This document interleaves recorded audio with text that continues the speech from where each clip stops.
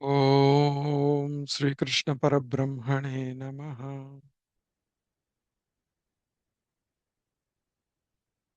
ఓం శ్రీ పరమాత్మనే నమః. అథ ద్వితీయోధ్యాయః సాంఖ్యయోగः.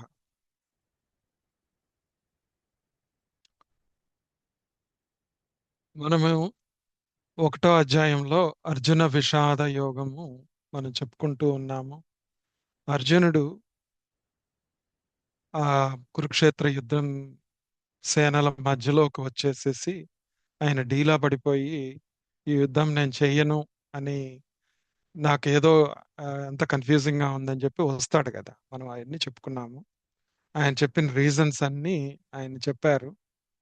ఇంకా ఇక్కడ కూడాను ఇంకొక రకంగా ఆయన ఆయన ఎవాల్వ్ అవటం, ఆయన ఎలా ఈ ఒక ఎమోషనల్ కొలాప్స్ లో నుంచి, అంటే ఆ విషాదంలో నుంచి ఆయన శిష్యత్వంలోకి ఎలా వచ్చారు అనేది ప్రాసెస్ చూస్తాం అన్నమాట. ఈ మొత్తము అంతా కూడాను మనం పరిశీలిస్తే ఒక్కసారి ఈ అధ్యాయాన్ని మొత్తం 72 వర్సెస్ ఉన్నాయి. 1 నుంచి 10 దాకా మనకి ఏం నేర్పిస్తుంది అంటే అర్జునుడిని మోటివేట్ చేసేసి ఆయనలో ఒక అర్హతని సంపాదించేట్టు చూడటం అన్నమాట. అంటే ఏంటి, ఎలిజిబిలిటీ రావటము, మనకి మళ్ళా దాంట్లో నుంచే ఒక మెంటల్ క్లారిటీ కూడా రావాలి. తర్వాత 11 నుంచి 30 దాకా ఏంటంటే ఆత్మజ్ఞానం బోధిస్తారు. అది ఎందుకు ఆయన ఆత్మజ్ఞానాన్ని మొట్టమొదటిగా బోధించారనేది మనం తర్వాత చెప్పుకుందాము. అక్కడ ఏమవుతుందంటే నీ ట్రూ ఐడెంటిటీ ఏంటి, నువ్వెవరు అసలు అనేది తెలుసుకోకుండా నీలో ఉన్న అజ్ఞానం పోదు, నీలో ఉన్న ఆలోచనలు తగ్గవు అన్నమాట. అప్పుడే నీకు ద్వైతం పోయి ఫియర్లెస్నెస్ వస్తుంది. అదే ఫియర్తో ఈయన మా వాళ్ళని నేను ఎలా చంపుతాను ఇదంతా అని చాలా ఎక్స్ప్లెయిన్ చేస్తాడు అర్జునుడు. తర్వాత ఇదంతా చేసిన తర్వాత ఆత్మ గురించి తెలిపిన తర్వాత ఆయన 31 నుంచి 39 దాకా ధర్మం గురించి చెప్పడం జరుగుతుంది. స్వధర్మము, ధర్మము, వాటన్నిటి గురించి. అంటే ఒక సోషల్ డ్యూటీ, దాని మూలాన ఏం తెలుస్తుంది అంటే రెస్పాన్సిబిలిటీ తెలుస్తుంది మనలో, బెనిఫిట్. తర్వాత కర్మయోగం గురించి చెప్తారు. ఆ కర్మను నువ్వు ఎలా ఆచరించాలి, ధర్మంతో కూడుకున్నటువంటి దాన్ని నువ్వు కర్మని ఎలా ఆచరిస్తావు, ఆ కర్మని అలా ఆచరించటం మూలాన నీకు నువ్వు పీస్ఫుల్ గా ఆ యాక్షన్స్ అన్ని చేయగలుగుతావు అనమాట. కంప్లీట్ గా ఏదైనా కర్మఫలాపేక్ష లేకుండా, అంటే ఫ్యూచర్ గురించి ఆలోచించకుండా, పాస్ట్ ఇన్ఫ్లుయెన్స్ చేయకుండా ప్రజెంట్ లో ఉండి నువ్వు చేయగలుగుతావు. అది కర్మయోగం యొక్క ముఖ్య ఉద్దేశ్యం. తర్వాత వీళ్ళు ఎలా ఉంటారు, ఇలా ఉన్నత స్థాయికి చేరుకున్న వాళ్ళు ఎలా ఉంటారు అని చెప్పి స్థితప్రజ్ఞుడి యొక్క లక్షణాలు చెప్పడం జరిగింది. సో అది టూకీగా మనకి దీంట్లో ఈ అధ్యాయంలో మనం నేర్చుకోబోయేది. అంటే ఈ అధ్యాయము భగవద్గీత మొత్తానికి ఒక విహంగ వీక్షణం లాంటిది. మొత్తం సస్సింక్ట్ గా ఒక సమ్మరీ లాగా చెప్పటం జరుగుతుంది. తర్వాత ఇక్కడ మనము ఒక చిన్న ప్రాక్టికల్ అప్లికేషన్ చూద్దాం. మనందరం అర్జునుడి దృష్టితో, అర్జునుడి లాగా మనందరం ఉన్నాం జీవితంలో అంటే మనందరం ఉండే స్టేజెస్ ఏంటి? ఓకే, మనందరం ఉండే స్టేజెస్ ఏంటి? మనం చెప్పుకున్నదే కౌమారం, యవ్వనం, జర. అంతే కదా, ఎవరైనా ఈ 3 స్టేజీల్లో నుంచే వెళ్ళాలి. ఈ 3 స్టేజీల్లోనే మనకి అనేకమైనటువంటి ప్రాబ్లమ్స్, సుఖ దుఃఖాలు కానీ ఇట్లాంటివన్నీ ఫేస్ చేస్తూ ఉంటాం. అంటే జీవన సమరాన్ని ఈ 3 ఆ, అవస్థలతోనే మనం ప్రాక్టీస్ చేయాలి కదా, ఇక్కడే నేర్చుకోవాలి. ఒక్కొక్కసారి మనం చిన్నపిల్లలు అయిపోతాము, తెలివి తక్కువగా ప్రవర్తిస్తూ ఉంటాము. ఓకే, ఒక్కొక్కసారి ఆ యాక్టివ్ లైఫ్ లో గృహస్థుగా ఉండి యవ్వనంలో తెలియకుండా ఉండి, గృహస్థుగా ఉన్నప్పుడు కొంచెం తెలిసి తెలియక అక్కడ ఏమేమి ఉంటుంది మనకి. మొట్టమొదటగానేమో మనలో ఒక కన్ఫ్యూజను, మన స్కూల్లో ఉన్నప్పుడు కాంపిటీషను, ఐడెంటిటీ క్రైసిస్, ఇట్లాంటివన్నీ ఫేస్ చేస్తూ ఉంటారు పిల్లలు. తర్వాత యవ్వనం నుంచి గృహస్థు ఇట్లా వెళ్లే కొద్దీ ఏంటంటే ఆ కెరియర్ ఓరియంటెడ్ గా ఉండటము, వర్క్ ప్రెషరు, ఫ్యామిలీ రెస్పాన్సిబిలిటీసు, స్ట్రెస్ ఇలా ఫేస్ చేస్తా జీవన సమరంలో ఫేస్ చేసేది మనం. అక్కడ అర్జునుడి లాగానే కొన్ని అభిప్రాయాలతో మనం కూడా వ్యవహరిస్తూ ఉంటాం. అదే వార్ధక్యం వచ్చిన తర్వాత, ముసలితనం, జరాతనం వచ్చిన తర్వాత లేటర్ లైఫ్లో మనకి ఏమేమి ప్రాబ్లమ్స్, హెల్త్ ఇష్యూస్ వస్తూ ఉంటాయి, లోన్లీనెస్, ఎంటీనెస్. తర్వాత కొంతమంది మారితే ఆ మీనింగ్ కోసం, లైఫ్ మీనింగ్ కోసం సెర్చ్ చేయటం మొదలు పెడతారు, కానీ ఇట్స్ ఆల్రెడీ టూ లేట్ అప్పటికి. అలా అయిపోయి ఉంటాం అనమాట. అప్పుడు హూ యామ్ ఐ అనో, నాకెందుకు ఈ అన్హ్యాపీనెస్ వస్తుందనో, ఇట్లా కొన్ని ఆలోచించడం జరుగుతుంది మనం. ఓకే. కాబట్టి ఈ భగవద్గీతని ఏ దృష్టితో, ఏ అవస్థలో మనం ప్రాబ్లమ్స్ లో ఉన్నప్పుడు, యవ్వనంతో ఆలోచించి కొంచెం మూర్ఖత్వంతో మనం గనక ఉన్నప్పుడు, నాకేంటి అనుకున్నప్పుడు, ఆ కౌమారము యవ్వనం స్టేజిల్లో మనకి చాలా కన్ఫ్యూజన్ ఉంటుంది. అక్కడ మనకి మోటివేషన్ కావాలి, వాల్యూస్ కావాలి, ధర్మం కావాలి, నిష్కామ కర్మ చేయటం అలవాటు చేసుకోవాలి. తర్వాత లేటర్ లైఫ్ లో వచ్చేటప్పటికి మనకు అవసరమైంది నేర్చుకోవాల్సింది ఏంటి? డిటాచ్మెంట్. ఓకే. ఆ డిటాచ్మెంట్ ని బాగా నేర్చుకోవాలి అంటే స్థితప్రజ్ఞత రావాలి మనలో. సో అది అన్నమాట. అందుకని ఈ ఏ అవస్థకైనా పనికొచ్చేట్టు ఈ భగవద్గీత ఎక్కడైనా మనం ఉపయోగించుకునే విధంగా మనకి ఇది ఉంటుందన్నమాట. సో అదే దృష్టితో ఇప్పుడు మనము మొట్టమొదటి శ్లోకాన్ని కనుక మనం పరిశీలిస్తే, సంజయ ఉవాచ తం తథా కృపయావిష్టం అశ్రుపూర్ణాకులేక్షణం విషీదంతమిదం వాక్యం ఉవాచ మధుసూదన అని చెప్తారు.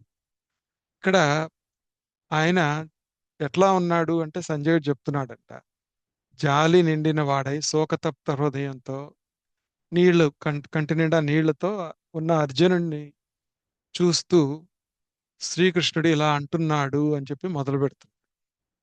ఓకే. కానీ ఇక్కడ ఇది నేర్చుకునే ముందు ఇంకొక యాంగిల్ మనం చూద్దాం. మనము ఈ కృష్ణుడి యొక్క బోధకి మనం అర్థం చేసుకోవాలి అంటే మనల్ని మనం పరిశీలించుకోవాలి. ఓకే. మనలో ఉన్న కృష్ణుడు మనకు బోధించాలి అంటే మనం కొన్ని అర్హతలను సంపాదించుకోవాలి. ఆ అర్హతలు ఏ స్టేజ్లో అయినా, ఏ అవస్థలో అయినా 4 రిక్విజిట్స్ ఉంటాయి మనకి. ఫస్ట్ ఏంటంటే ఆ ప్రాబ్లంని ఎక్నాలెడ్జ్ చేయాలి. ఓకే. నేను ఆ ప్రాబ్లంలో ఉన్నాను అనే దానికి రేషనలైజ్ చేసేసి దానికి ఒక ఎక్స్ప్లెనేషన్ ఇచ్చి, నేను చూసిన విధంగానే చూస్తే లాభం లేదనమాట. అంటే ఈ ప్రాబ్లం ఎప్పుడు అంటే మరీ సందిగ్ధంలో ఉన్నప్పుడు చాలాసార్లు మనం సాల్వ్ చేయగలుగుతాం ఇష్యూస్. కానీ కొన్నిసార్లు బియాండ్ అవర్ కెపాసిటీ అయినప్పుడు then we have to acknowledge the problem అనమాట. అట్లానే డిజైర్ ఉండాలి సాల్వ్ చేయటానికి. అలా కాకుండా నా ఓన్ ఇంప్రెషన్స్, నా ఓన్ ప్యాటర్న్స్ తోనే నేను ఈ ప్రాబ్లం సాల్వ్ చేస్తాను అంటే యు స్ట్రగుల్. తర్వాత ఒక్కొక్కసారి అది సాల్వ్ చేయాలన్న డిజైర్ ఉన్నా కానీ దానికి పూర్తిగా మనకి సొల్యూషన్ ఉండదన్నమాట. ఆ సొల్యూషన్ లేనప్పుడు మనకి మన చుట్టూ ఉన్న ప్రపంచం కానీ, ఒక గురు రూపంలో కానీ, ఎవరో ఒకళ్ళ రూపంలో అది హెల్ప్ వస్తుంది మనకి. ఆ హెల్ప్ని యాక్సెప్ట్ చేసే విధంగా ఉండాలన్నమాట. అదే యాక్సెప్ట్ చేయటము ఎప్పుడు చేయగలుగుతామంటే సరెండర్ అవ్వాలి మనం. సరెండర్ అవ్వకపోతే చేయలేము. ఓకే. ఇవి ప్రీ రిక్విజిట్స్. అట్లానే మనల్ని మనం పరిశీలించుకొని ఇవన్నీ కూడాను మనము ఎలా, ఇది ఎలా ప్రాక్టికల్గా ఆలోచిస్తే ఈ అక్నాలెడ్జ్మెంట్ ఆఫ్ ద ప్రాబ్లంలో మనం ఎలా తప్పు ఆలోచిస్తూ ఉంటాము అంటే, సర్కమ్స్టాన్సెస్ని బ్లేమ్ చేస్తూ ఉంటాం మనకు జరిగిన దానికి, లేదా దాన్ని దాటవేయటానికి ప్రయత్నిస్తూ ఉంటాము. ఓకే. అప్పుడు ఏమవుతుంది, మన రిలేషన్షిప్స్లో కానీ వాటిల్లో యాంగ్జైటీ ఇంక్రీజ్ అవుతూ ఉంటుంది. అప్పుడు మనం వేరే వాళ్ళని బ్లేమ్ చేస్తూ ఉంటాం. తర్వాత బర్న్ అవుట్ ఫీల్ అవుతూ ఉంటాం. బర్న్ అవుట్ ఫీల్ అయ్యి మామూలుగా స్ట్రెస్ఫుల్ సిచ్యువేషన్స్ కాస్త ఎక్స్ట్రాడినరీ స్ట్రెస్గా మారిపోతూ ఉంటాయి అన్నమాట. Excuse me. సో ఇప్పుడు డిజైర్ టు సాల్వ్ ప్రాబ్లం వచ్చేటప్పటికి ఏంటంటే, మనము వెంటింగ్ చేస్తూ ఉంటాం యూజువల్గా. మన ప్రాబ్లంని వేరే వాళ్ళు నాకు ఇంత కష్టం వచ్చిందనే ఒక విక్టిమైజేషన్ దాంట్లో మోడ్లోకి వెళ్ళిపోయి సీకింగ్లోకి వెళ్ళమన్నమాట. ఆ సీకింగ్లోకి వెళ్ళటమే desire to solve the problem అనమాట. ఓకే. సో ఇంకొకటి ఏంటంటే మనం ఆర్గ్యుమెంట్స్లో ఉన్నప్పుడు ఒక దాంట్లో ఉన్నప్పుడు winning the argument is not important అనమాట. Harmony important. ఆ సిచ్యువేషన్ ని హార్మోనియస్ గా తీసుకురావటం ఇంపార్టెంట్ అన్నమాట.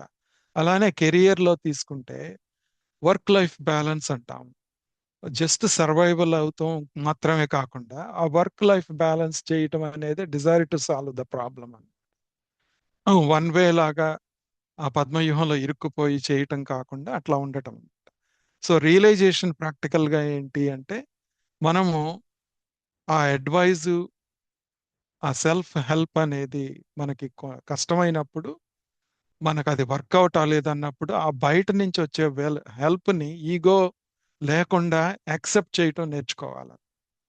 అది మన గురువుల దగ్గరికి వెళ్ళినప్పుడు మన నాలెడ్జ్ మనం ప్రదర్శించటం కాకుండా దాని నుంచి వాళ్ళు చెప్పేది రిపిటేటివ్ గా అనిపించినా గానీ దాంట్లో ఒక ఎనర్జీ ఉంటుంది, ఒక ఫోర్స్ ఉంటుంది. ఇంకో 2-3 సార్లు విన్నప్పుడు అది మనకి పూర్తిగా అర్థమవుతుంది అనమాట. అలా అన్నమాట. ఇక్కడ ఇంకొకటి ఏంటంటే సరెండరింగ్ టు ది టీచర్ అని.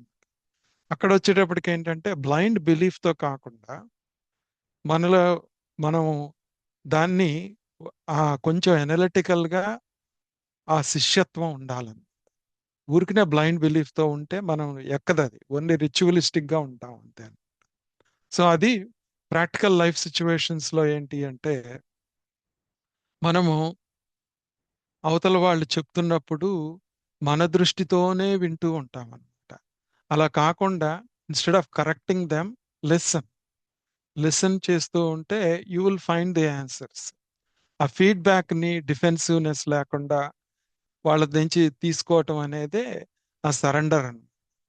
అట్లా ఈ ఈ డిఫరెంట్ లెవెల్స్ లో మనము చెప్పుకోవచ్చు అనమాట దాన్ని. సో బేసిక్ గా దీని మూలాన ఏమవుతుందంటే ఒక సీకర్ గా చెప్పుకున్నాం అనుకో, మనం సీకర్ గా చెప్పుకుంటే ఈ లెవెల్స్ ని మనం బిగినర్ గా ఉన్నప్పుడు మనం మెయిన్ ఏంటి, లర్న్, స్టెబిలైజ్ గా అవ్వాలి, ప్యూరిఫై అవ్వాలి. కానీ ఆ హ్యూమిలిటీ తెచ్చుకోవాలి, గైడెన్స్ ని అంగీకరించటం ఈ బిగినర్ గా ఉన్నప్పుడు. అప్పుడు ఒక డైరెక్షన్ లభిస్తుంది మనకి. ఇంటర్మీడియట్ స్టేజ్ లో మనందరం ఎదుగుతున్నప్పుడు సీకర్ గా అంటే ఏంటి, ఈ ఒరిజినల్ లైఫ్ ప్రాబ్లమ్సే కాకుండా సీకర్ గా ఉన్నప్పుడు అప్పుడు ఏంటంటే మనలో ఒక ప్యూరిటీ మొదలయ్యి ఆ డీపర్ ఎనాలిసిస్ మొదలయ్యి మనలో ఆ కన్సిస్టెన్సీ అనేది వస్తుంది, స్టెబిలిటీ వస్తుంది అనమాట గోల్ వైపుకి. అడ్వాన్స్డ్ గా ఉన్న వాళ్ళు ట్రై చేయాల్సింది ఏంటి అంటే సీకర్ గా ఈ భగవద్గీత 2వ అధ్యాయం నుంచి, భగవద్గీత మొత్తం నుంచి నువ్వు ఈగోని ఎలా డిజాల్వ్ చేసుకోవాలి, అది చేసుకోవాలంటే నువ్వు చేయాల్సిన ప్రాక్టీస్ ఏంటి, అబైడెన్స్, ఇంక్వైరీ అన్నమాట. నువ్వు లోతుగా వెళ్ళి పరిశీలించుకొని ఒక్కొక్క స్క్రిప్చర్ని నీకు ఎలా అన్వయిస్తుందో చూసుకోవటమే. దాని మూలాన గోల్ ఏంటి, లిబరేషన్.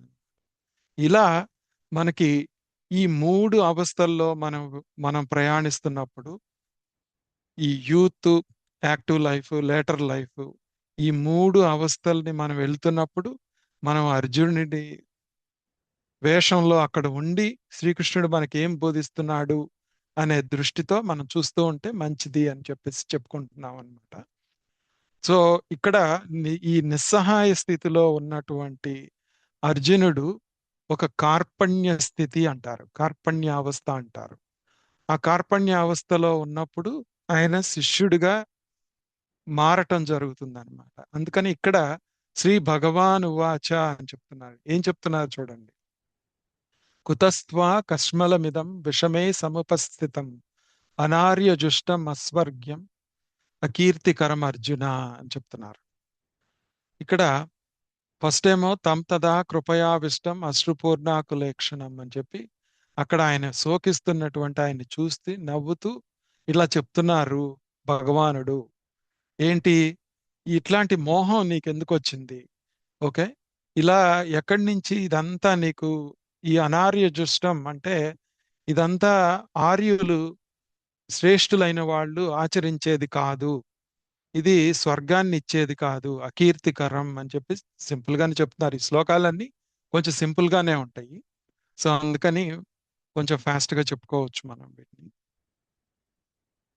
ఇక్కడ ఈ స్పిరిచువల్ గా ఏంటి అని ఆలోచిస్తే మనం మనలో కూడాను ఒక బిగినర్ గా ఉన్నప్పుడు లేదా ఇంటర్మీడియట్ లెవెల్లో ఉన్నప్పుడు మనలో కూడా ఒక రకమైనటువంటి ఈ స్థితి కలుగుతా ఉంటుంది. ఇంకా ఎన్నాళ్ళు ఇలా నేను మెడిటేషన్ చేయాలి, ఎన్నాళ్ళు ఇలా చేస్తూ ఉండాలి, ఎప్పటికి కలుగుతుంది నాకు, ఇదంతా కరెక్టేనా అని చెప్పేసి ఒక ఒక రకమైన నిర్వేదం వస్తుంది మనలో. ఆ నిర్వేదం కూడా రాకూడదని, దానికే అందుకనే మనం సత్సంగంలో ఉండి గురువుల్ని ఫాలో అవుతా ఉంటే ఆ నిర్వేదము తప్పుదోవలో మనం వెళ్లకుండా మనం వెళ్ళగలుగుతాము అని చెప్పేసి. అదంతా ఎందుకు వస్తుంది అంటే ఆత్మతత్వం ఇంకా పూర్తిగా మనకి బోధపడలేదు, ఎక్స్పీరియన్స్ అవ్వలేదు కాబట్టి అదంతా మనకు జరుగుతూ ఉంటుందన్నమాట. ఇక్కడ మళ్ళా మూడో శ్లోకానికి వస్తే ఆయన ఏం చెప్తున్నారు? క్లైబ్యం మాస్మగమః పార్థ నైతత్వయ్యుపపద్యతే క్షుద్రం హృదయ దౌర్బల్యం త్యక్తోత్తిష్ట పరంతప అని చెప్తున్నారు. ఈ క్లైబ్యం అంటే పిరికితనము, మాస్మగమః పొందొద్దు నువ్వు. ఓకే. త్వయి ఏతత్ న ఉపపద్యతే అంటే ఈ ఈ రకమైన పిరికితనం నీకు కలగకూడదు. పరంతప, నువ్వు చాలా ఇంతకు ముందు అన్ని జయించిన వాడివి, ఇంత ముందు అంతా నువ్వు ఒక తపస్సులు చేసావు, పాశుపతాస్త్రం పొందావు, ఇట్లాంటివన్నీ he did so many things, right? He is reminding him క్షుద్రం, ఇట్లాంటి తుచ్చమైనటువంటి హృదయ దౌర్బల్యాన్ని త్యక్త్వా ఉత్తిష్ట, త్యజించి నువ్వు లే అని చెప్తున్నారు. ఇక్కడ మనం గుర్తుపెట్టుకోవాల్సింది ఏంటంటే true courage is inner firmness, not outer aggression.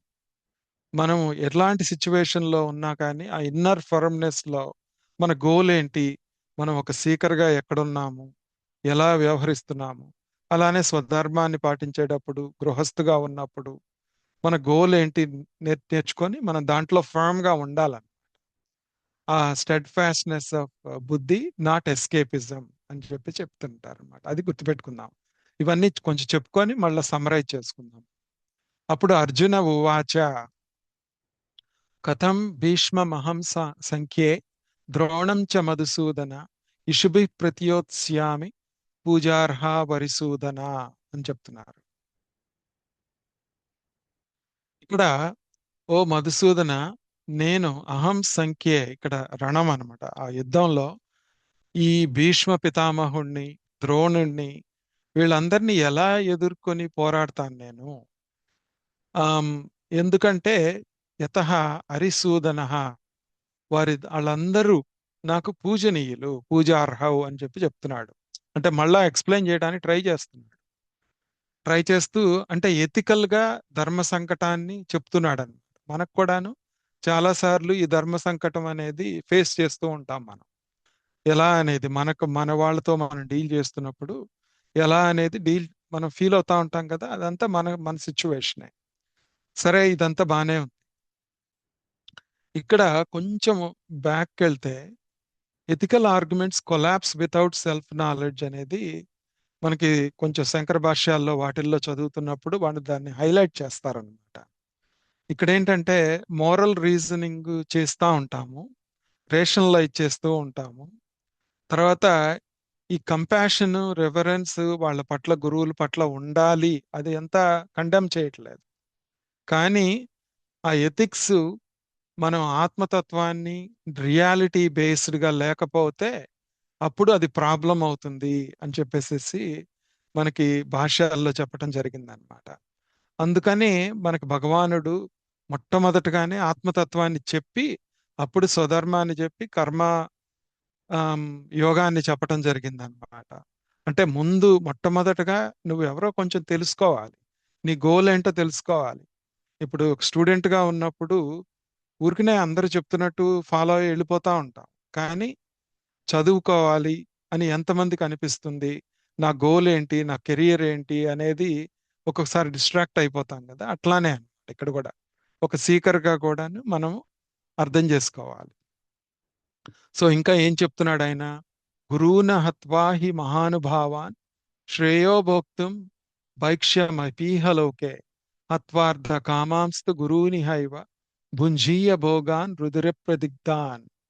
అంటే ఈ మహానుభావులైనటువంటి గురువుల్ని అహత్వ చంపక ఈ లోకమందు భైక్ష్యమపి, నేను బెచ్చమెత్తుకొనైనా బతుకుతాను, కానీ ఈ గురుజనులను చంపటం శ్రేయస్కరం అని అనుకోవట్లేదు నేను అని చెప్పేసి ఈ రుధిర ప్రదిగ్ధాన్ అంట. అంటే రక్తసిక్తమైనటువంటి ఈ భోగాలన్నింటినీ నేను అనుభవించను, నాకు అక్కర్లేదు అని చెప్పి ఇండైరెక్ట్ చెప్తున్నారనమాట.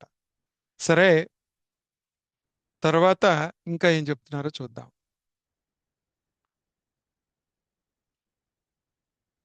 చైతద్విద్మః కతరన్నో గరీయో యద్వాజయేమ యదివా నో జయేయుః యానేవ హత్వా న జిజీవషామః తేవస్థితాః ప్రముఖే ధార్తరాష్ట్రాః.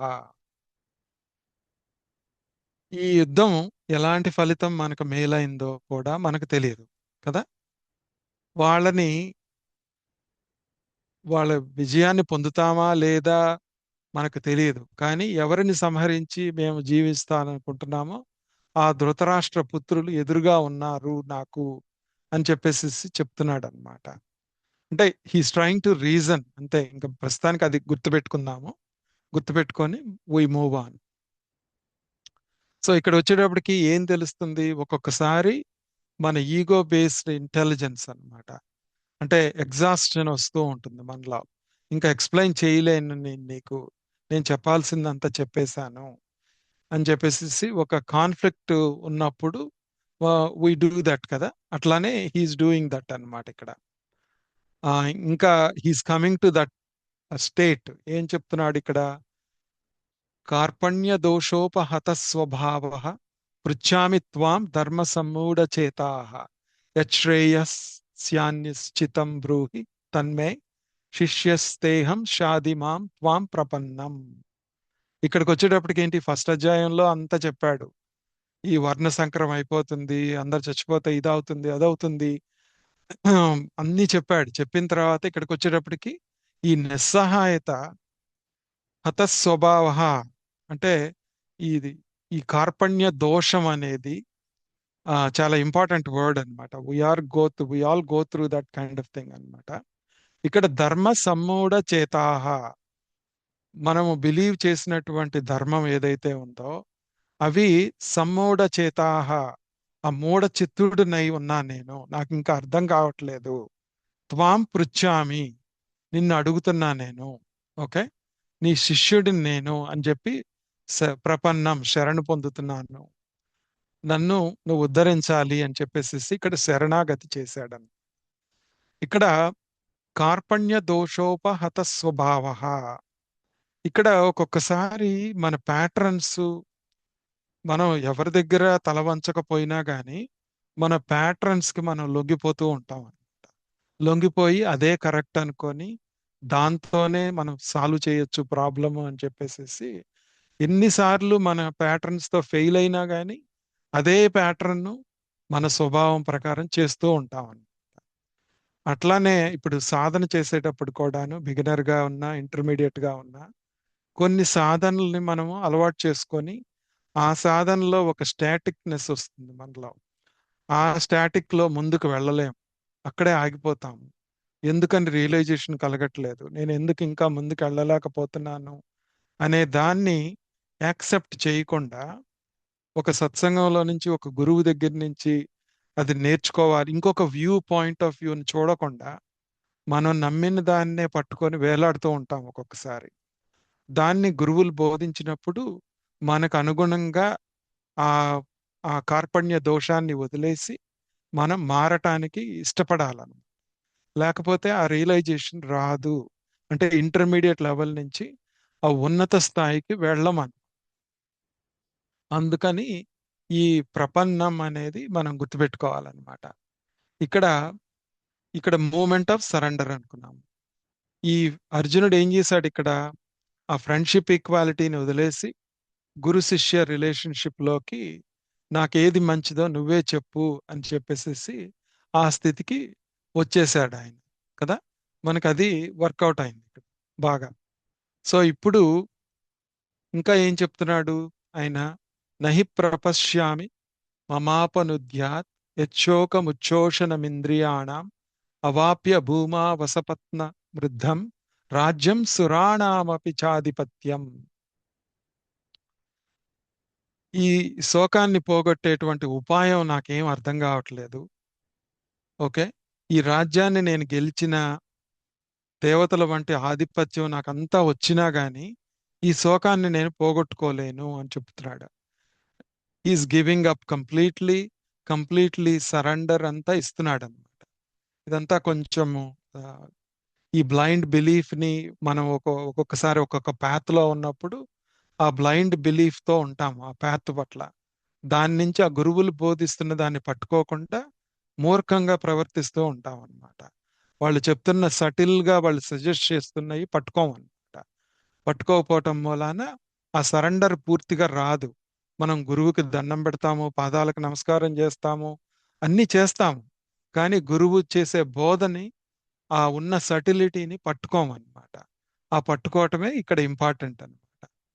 ఇక్కడ ఇక్కడ సంజయుడు చెప్తున్నాడు అప్పుడు, ఏవముక్త్వా హృషీకేశం గుడాకేశ పరంతప నయోత్సేయితి గోవింద ముక్త్వా తూష్ణీం బభూవహ అని చెప్తున్నాడు. అంటే మళ్ళీ సంజయుడు ఇంట్రడ్యూస్ అయ్యి ఈ గుడాకేశుడు శత్రువులను శిక్షించేవాడు హృషికేశునితో, గోవింద నేను యుద్ధం చేయను అంటూ మౌనంగా ఉండిపోయాడు అని చెప్తున్నారు. సో ఇక్కడ దాకా మనకి, ఇక్కడ తీసుకొచ్చిన తర్వాత ఇది కూడా ఒకసారి చెప్పుకొని మనం మళ్ళా ఎస్సెన్స్ అంతా చెప్పుకుందాం. తమువాచ హృషీకేశ ప్రహసన్నివ భారత సేనయోరుభయోర్మధ్యే విషీదంతమిదం వచః. ఇక్కడ ధృతరాష్ట్రుడికి సంజయుడు చెప్తున్నాడు, ఇరు సేనల మధ్యలో ఇట్లా అర్జునుడు బాధపడుతూ ఉన్నవాడిని శ్రీకృష్ణుడు ఇట్లా నవ్వుతూ చూస్తూ ఇట్లా అన్నాడు అని చెప్పి అక్కడితో ఉందన్నమాట. ఇక్కడి నుంచి ఇంకా మన భగవానుడి యొక్క బోధ మొదలవుతుంది. ఇప్పుడు ఈ శ్లోకాలన్నింటినీ మనము ఒకసారి మళ్ళా చెప్పుకుందాం.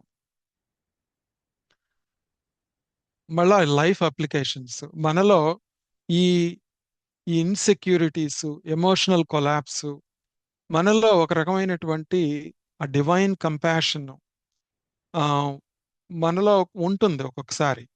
అది మనం కంపాషన్ని, అది డివైన్ కంపాషన్ అనుకొని సత్వగుణంతో మంచిగా ఉండాలనేది, లేదా నన్ను అందరూ మంచిగా అనుకోవాలి, నన్ను ఏమనుకుంటారు అని చెప్పేసి ఒక్కొక్కసారి ఆ రేషనలైజ్ చేసేసుకొని మనము ఆ ఎమోషనల్ కొలాప్స్ అనేది మనలో వస్తూ ఉంటుంది అనమాట. ఆ ఇన్సెక్యూరిటీని మనం అర్థం చేసుకోవాలి. అక్కడ ఏమేమి అప్లికేషన్స్ మనం నేర్చుకోవాలి అంటే, ఆ మొట్టమొదటి శ్లోకంలో మనం చూసిన దాంట్లో ఆ హ్యూమిలిటీ నేర్చుకోవాలి. ఓకే, బిగినర్ గా, ఫస్ట్ సీకర్ గా బిగినర్ గా ఉన్నప్పుడు ఆ హ్యూమిలిటీ నేర్చుకొని శాస్త్రాల పట్ల కొంచెం నేర్చుకోగానే అంత తెలుసు, ఇది ఇంతే మీనింగ్ అని అనుకోకుండా దాంట్లో నిగూఢంగా ఏముంది అనే హ్యూమిలిటీ రావాలన్నమాట. తర్వాత ఆ నేర్చుకున్న దాంట్లో సరెండర్ అవ్వటం నేర్చుకోవాలి, దాన్ని అర్థం చేసుకోవటం నేర్చుకోవాలి. తర్వాత అడ్వాన్స్డ్ సీకర్గా ఎదుగుతున్నప్పుడు మనం దాన్ని ఇంక్వైరీ అలవాటు చేసుకోవాలి, దాన్ని విశ్లేషణ చేయాలి, దాన్ని తర్కంతో ఆలోచించి పట్టుకోవాలన్నమాట. ఈ సెల్ఫ్ అబ్జర్వేషన్, మన ప్యాటర్న్స్ ని అర్థం చేసుకోవటమే ఇక్కడ ప్రాక్టికల్ గైడెన్స్ మొట్టమొదటి శ్లోకాల్లో అన్నమాట. తర్వాత మనం ఏం చేస్తూ ఉంటామంటే ఈ ఫాల్స్ వీక్నెస్ ని మనం కరేజ్ అంటూ ఉంటాం. ఓకే, ఆ ఫాల్స్ వీక్నెస్ మనలోని కప్పిపెట్టుకొని మనం ఏం చేస్తాం, కరేజ్ లాగా బిహేవ్ చేస్తాం. ఆ కరేజ్ లాగా బిహేవ్ చేస్తున్నప్పుడు ఏమవుతుంది అంటే, మనము ఒక్కొక్కసారి ఫ్లూక్ గా కరెక్ట్ చేయొచ్చు, most of the time we can fail అని. అదొకటి జాగ్రత్తగా ఉండాలి. సో ఇక్కడ మనకి ఈ ఎమోషనల్ రెగ్యులేషన్ వస్తుందన్నమాట. ఈ శమధమాది షట్ సంపత్తి అవన్నీ నేర్చుకుంటాం అనమాట. కొంచెం పర్ఫెక్షన్ తెచ్చుకొని అవన్నీ, ఆయన అదృష్టం ఏంటి అంటే శ్రీకృష్ణుడి దగ్గర ఎదురుగా ఉండి బాధపడ్డాడు. అట్లా ఒక గురువు దగ్గర ఒక సత్సంగంలో ఉండి మనం వాళ్ళతో వ్యవహరించినప్పుడు డెఫినెట్ గా మనకు ఆన్సర్ దొరుకుతుంది అనమాట. ఇది మనం నేర్చుకోవాల్సిందనమాట. అట్లానే మనలో ఉన్నటువంటి అవిద్య ఏదైతే ఉందో ఇగ్నరెన్స్ని యాక్సెప్ట్ చేయాలి. అది వాళ్ళతో మనలో ఉన్న లోపాలని మనము ఒకళ్ళతో అబాయిడ్ అయ్యి వాళ్ళతో మనం సీక్రెట్గా మనం వాళ్ళతో చెప్పగలిగిన స్థితిలో ఉన్నప్పుడు వాళ్ళకి చెప్పుకొని అది ఆ ప్రాబ్లమ్ని సాల్వ్ చేసుకునే ఓపెన్నెస్ రావాలి మనలో. అది ఒక గురువు దగ్గర మాత్రమే జరుగుతుందన్నమాట. వాళ్ళు మనల్ని చులకనగా చూడకుండా, వాళ్ళు జడ్జి చేయకుండా మనల్ని చేస్తారు కాబట్టి మనం వాళ్ళ దగ్గర ఓపెన్ అప్ అయ్యి మనము ఆ ఇగ్నోరెన్స్ని అడ్మిట్ చేసుకోవాలి. అడ్మిట్ చేసుకొని ముందుకెళ్ళాలన్నమాట. అప్పుడే మనం శరణాగతి దగ్గరికి వెళ్ళగలుగుతాం అన్నమాట. అప్పుడు ఆ డిసైపుల్ శిష్య స్నేహం అని చెప్పేసి చెప్పాడు కదా ఇందాక. ఇక్కడ ఇక్కడ చూస్తే మనము శిష్యస్తేహం షాదిమాం త్వాం ప్రపన్నం. ఆ అట్లా అక్కడ వచ్చేటప్పటికి ఏంటంటే ఇప్పుడు మనము ఈ డిఫరెంట్ ప్రాబ్లమ్స్ లో ఉన్నప్పుడు మనలో కొన్ని ఇన్నర్ మూమెంట్స్ జరుగుతూ ఉంటాయి. కొంత సంఘర్షణ జరుగుతూ ఉంటుంది. ఆ సంఘర్షణని రేషనలైజ్ చేసేసి మనం ఆమ్, ఆ స్- ఆ ప్రాబ్లంలో ఉన్న రియాలిటీ నిత్యానిత్య వస్తు వివేకాన్ని చూడలేము. అలా చూడలేనప్పుడు చాలా ప్రాబ్లమ్స్ లో ఇరుక్కుపోతాం అన్నమాట. అందుకని చాలా జాగ్రత్తగా అక్కడ మనం పట్టుకోవాలి దాన్ని. తర్వాత ఈ ఈ వైరాగ్యం అనేది ఇదంతా సాధన సంపత్తే అన్నమాట. ఫస్ట్ 10 శ్లోకాల్లో ఈ నిత్యానిత్య వస్తు వివేకము, తర్వాత ఈ వైరాగ్యము, ముముక్షత్వము, శమదమాది షట్ సంపత్తి ఇవన్నీ పర్ఫెక్ట్ చేయటం అన్నమాట. ప్యూరిఫికేషన్ అంతా రావటం అన్నమాట ఇదంతాను. తర్వాత మనకి ఈ వైరాగ్యం అనేది ఇది ఎలా అంటే ఈ మొత్తము మనం సంపాదించుకున్నటువంటి సక్సెస్ లైఫ్లో మనము సాధించినటువంటి ఫలితాలు ఇవన్నీ కూడాను మనల్ని ఒక రకమైన షెల్లో అట్టు పెడతాయి అన్నమాట. ఆ షెల్ మూలాన్ని కూడాను ఒక్కొక్కసారి యాక్సెప్ట్ చేయం మనం. యాక్సెప్ట్ చేయకుండా ముందుకు వెళ్ళకుండా అడ్డుపడతా ఉన్న దాన్ని తొలగించుకోలేము. అందుకని కేర్ఫుల్గా ఉండాలి. సో ఇప్పుడు ఈ 10వ శ్లోకం నుంచి రియల్గా మనకి ట్రూ టీచింగ్ మొదలవుతుందని. ఈ ఈ ట్రూ టు టీచింగ్ అంటే ఏంటి అంటే ఇక్కడ ఆయన నవ్వుతూ చూశాడు అని చెప్పేసి చెప్తారు ఇక్కడ. మందహాసంతో చూశాడు ఇక్కడ. అంటే ఈ- ఆయన నేను శిష్యుడిని అని చెప్పిన దాకా మాట్లాడలేదు కదా. ఎప్పుడు కూడాను మనము తొందరపడి అన్ని చెప్పాలి అనుకుంటా ఉంటాము, బోధించాలనుకుంటూ ఉంటాము. కానీ వాళ్ళలో అర్హత వచ్చిందాక వాళ్ళు యాక్సెప్ట్ చేయగలరా లేదా తెలుసుకున్నప్పుడు మాత్రమే చెప్పాలి. ఇంకొకటి ఏంటంటే బిగినరా, ఇంటర్మీడియటా, హయ్యరా ఉన్న స్థితిని పట్టి కూడాను గురువులు మనకు బోధిస్తూ ఉంటారు. ఆ బోధించేటప్పుడు మనము వాళ్ళు ఆ స్థాయిని బట్టి మనం ఉన్న ప్రాబ్లంలో కూడాను ఒక్కొక్కసారి ఉన్నతంగా ఆలోచిస్తాం, ఒక్కొక్కసారి తక్కువగా ఆలోచిస్తాం. దాన్ని బట్టి వాళ్ళు గురువులు బోధిస్తారు. అంతేగాని అది రిపిటేటివ్గా వాళ్ళు చెప్తున్నారు అనుకోకూడదు. వాళ్ళు రిపిటేటివ్గా చెప్తున్నారు అంటే నువ్వు ఇంకా మారాల్సింది ఉంది అని చెప్పి అర్థం చేసుకోవాలి. సో ఇక్కడ మనం రిఫ్లెక్ట్ చేయాల్సిన క్వశ్చన్స్ ఏంటి, ఇక్కడ టేక్ హోమ్ పాయింట్స్ ఏంటి అంటే ఈ శోకంలో నుంచి వివేకంలోకి రావాలి. అంటే గ్రీఫ్లో నుంచి డిస్క్రిమినేటివ్ కెపాసిటీకి రావాలి. ఈగో నుంచి శిష్యత్వంలోకి రావాలి. ప్రతి ప్రాబ్లంలో ఇది అవుతుందన్నమాట. ఆ ఎమోషన్ నుంచి అంటే రియాక్షన్ నుంచి రియలైజేషన్కి రావాలి. ప్రాబ్లంలో నుంచి ప్యాత్లోకి రావాలని. ఓకే. అంటే life crisis become spiritual doorway. ఇక్కడ ఇందాక చెప్పినట్టుగా సాధన చతుష్టయమే ఈ వివేక వైరాగ్య షట్ సంపత్తి ముముక్షత్వంలో ఇదంతా ఊరినే జస్ట్ ఐ సమ్మరైజ్ దేర్. అట్లానే ఈ శమధమాది షట్ సంపత్తి చూస్తే ఏంటంటే శమము వచ్చేటప్పటికి అర్జునుడు సైలెంట్ అయిపోతాడు 9వ శ్లోకంలో. దమం వచ్చేటప్పటికి రిస్ట్రైన్స్, ఆ ఇంపల్సివ్ యాక్షన్ వదిలేసేసి ఈ కైండ్ ఆఫ్ సరెండర్స్ అని. ఉపరతి వచ్చేటప్పటికి డ్రాప్స్ వరల్డ్లీ డెసిషన్ మేకింగ్, నా వల్ల కాదు ఇంకా అంటాడు. ఇక్కడ తితీక్ష, ఆ confusion with bears confusion without escape. శ్రద్ధ యాక్సెప్ట్స్ కృష్ణ యాజ్ గురు. సమాధానం వచ్చేటప్పటికి మెంటల్ రెడీనెస్ అని ఇన్స్ట్రక్షన్ కోసం. ఇట్లా మనము ఒక ప్రాబ్లంలో ఒక కాన్ఫ్లిక్ట్ లో ఉన్నప్పుడు మనలో ఉన్నటువంటి ఆ భగవంతుడు మనకు బోధ చేయాలి అంటే ఏంటి? ఎప్పుడైనా మనం స్టిల్నెస్ లో ఉన్నప్పుడు, ప్రెసెంట్ లో ఉన్నప్పుడు, are you rise above the problem, then you can find the solution. Rising above అంటే ఏంటంటే you are surrendering. It is beyond your capacity. So you have to bring all the knowledge that you have, everything put together, and beyond your capability you have to rise up.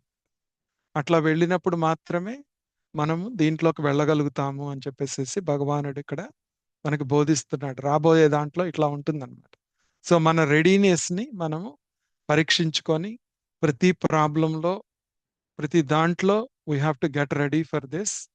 So let's all get ready for real Bhagavad Gita. Let's all get ready for his బోధ next time. ఓం తత్సత్.